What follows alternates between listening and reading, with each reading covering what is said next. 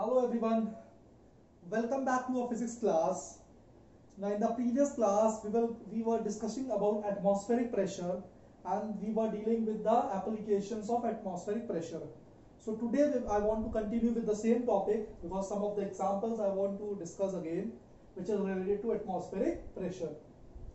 First one, astronauts have to wear specially designed pressurized air in space.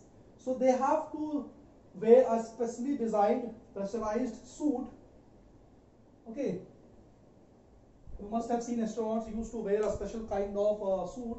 So that is having a pressurized air inside it in space to counter the effects of zero atmospheric pressure, otherwise their body may burst. So what does it mean? So suppose right now if you talk about if you're standing on the surface of the earth, there is blood pressure which is working from inside towards outside, and there is atmospheric pressure which is working from outside, which is moving or trying to collapse or trying to push you in the inner way.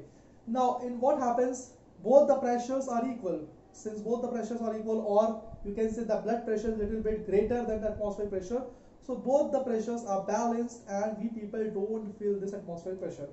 Now as you go higher and higher, okay, to a height, what will happen? The atmospheric pressure will going to decrease. Why atmospheric pressure decreases? Because the density of air decreases. The air towards the surface of the earth, near to the surface of the earth, they are denser air. Whereas the air above, when you go to a height, then the density of air decreases. And since the density of atmosphere is decreasing, there is a difference in the pressure of your body, that is the blood pressure, and there is a difference in the atmospheric pressure which is present outside. So since the pressure difference will be created, so the the blood pressure will going to push your inner organs in the outward direction. Now if you go to the space where the pressure is almost zero, because no air is there in that case in space, so since space is having zero air or zero atmosphere, so suddenly the huge amount of pressure difference will be created. Your body pressure will remain same, whereas the pressure from outside will become zero. So since such a huge amount of difference is there, what will happen? Your body may burst. To overcome that condition or to overcome that problem, what happened? We have to wear a specially designed suit which is pressurized with the air from inside, so that both the atmospheric pressure from outside, that is inside the suit, the pressure is there, and your body pressure, they are well balanced. So this is a very important use when astronauts have to wear specially designed pressurized suit. Then second example, a syringe. Everybody must have seen a syringe. So whenever there is some problem with suppose you're feeling from fever or any kind of diseases there, so a doctor has to use a syringe, and syringe, it will also work due to air pressure. So how it will going to work with the air pressure? Whenever you pull the piston of the syringe in the backward direction, the suction will be created. Suction will be created means there will be a vacuum will be created, and the medicine which is present outside will going to be sent inside the syringe. The same way like fountain pen, we have discussed how the fountain pen is filled with the ink. So in the similar manner, the syringes are also filled with the medicines and which can be inserted inside your body. So these are two very important examples of applications of atmospheric pressure. Now, after talking about the applications of atmospheric pressure and what is atmospheric pressure, let us discuss how we can measure the atmospheric pressure. And for measuring the atmospheric pressure, there is a device which is used to measure the atmospheric pressure, is known as barometer. Okay, so we will talk about a simple barometer in a syllabus. Atmospheric pressure is different at different places. We know that at different places, the atmospheric pressure will be different because of the amount of air present above that area. It has maximum value at sea level. So since you are at the sea level, when you stand near the sea level, your height is least, and it decreases with the increase in altitude. As you go higher and higher, as you increase the altitude, as you go at a height, what will happen? The atmospheric pressure will going to decrease. So since atmospheric pressure is changing from place to place, how you can measure the atmospheric pressure? For that, a device has been invented, and that device is known as barometer. Now the instrument used to measure the atmospheric pressure is called barometer. So if they ask which device is used to measure the atmospheric pressure, the device which is used or the instrument which is used to measure the atmospheric pressure is called barometer.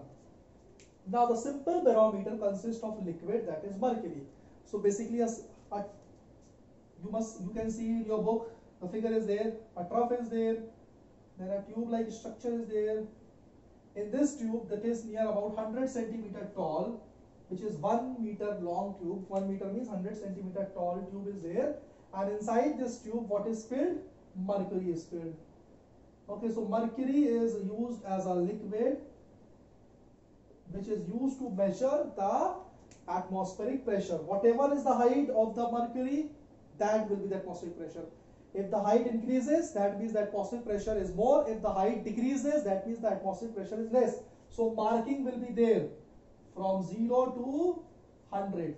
Okay, so lower the height, lesser is the atmospheric pressure. More the height, more is the atmospheric pressure. So this is how you can see using the mercury, the atmospheric pressure of that area. Now the question arises, why only mercury we use? So why we use mercury? Because mercury is highly dense. So the density of mercury is very high, first thing. Second thing, that mercury does not evaporate easily. As compared to water or any other liquid which can evaporate also, mercury will not going to evaporate easily. Third thing, as compared to water, mercury is shiny, it is silver in color. That is why it is used in thermometers also. Same way mercury is used over here because it can easily be seen outside of the glass. It is not transparent, but it is a silver opaque object. That is why. So some more reasons are there. So let us discuss the difference between using of mercury instead of water. So let us talk about the advantages of mercury with respect to water as a barometric liquid. So why we should use mercury in a barometer instead of water? So the first reason is that mercury has the highest density. Okay, we know that among the liquid, mercury has the highest density, that is near about 13.6 gram per centimeter cube. So very high amount of density is there. For 1 centimeter cube, it is near about 13.6 gram. Whereas water has density of only 1 gram per centimeter cube. So density of water is almost very less as compared to density of mercury. So what will happen? So mercury can rise up to 76 centimeter. So if you take that barometer, where I told you that the tube is up to 1 meter height, that is 100 centimeter. So you will find that the rise of mercury is near about 76 centimeter, sometimes 76, 77, 78, or it can be less also. But because it has to balance the atmospheric pressure, so the height of mercury goes up to 76 centimeter or little bit 77, 78 also sometimes. But if you talk about water, and if you use water instead of mercury and you want to balance the atmospheric pressure, then water will going to rise up to a height of 10.5 meter. So if you're using a tube in which the liquid, that is water, has to be filled, then the tube should be more than 10.5 meter long, 11 meter long tube. Such a big tube you require. So that becomes a drawback. Okay, we cannot use an instrument where the length of the instrument is such a long, that is 11 meter or 10.5 meter.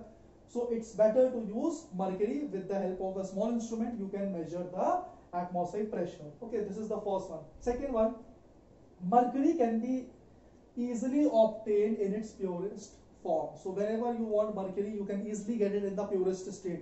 But we know that water will not exist in purest state as usually. Why? Because water have some or the other kind of impurities. Some gases will be there, some of the salts will be present in water. So this makes the water impure. And because of this impurity, what happens? The correct result while measuring the atmospheric pressure will not be identified.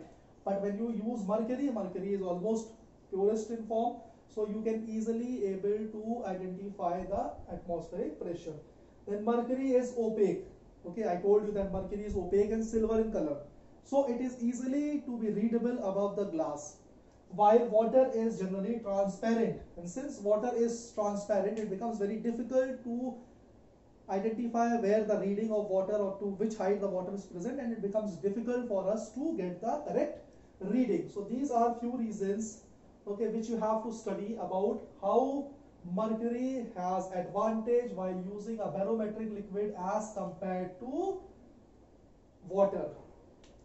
Okay, so these are the few examples which I have told you, or few, you can say, the reasons behind it. So you have to learn these things so that you can easily able to get the answers related to the advantages of mercury over water. So we have discussed the advantages also, we have discussed the barometer also, what is barometer, which kind of liquid is used, why we use mercury instead of water. So these topics you have to cover up in this class and you have to study so that you can able to do the assignment related to it. Thank you.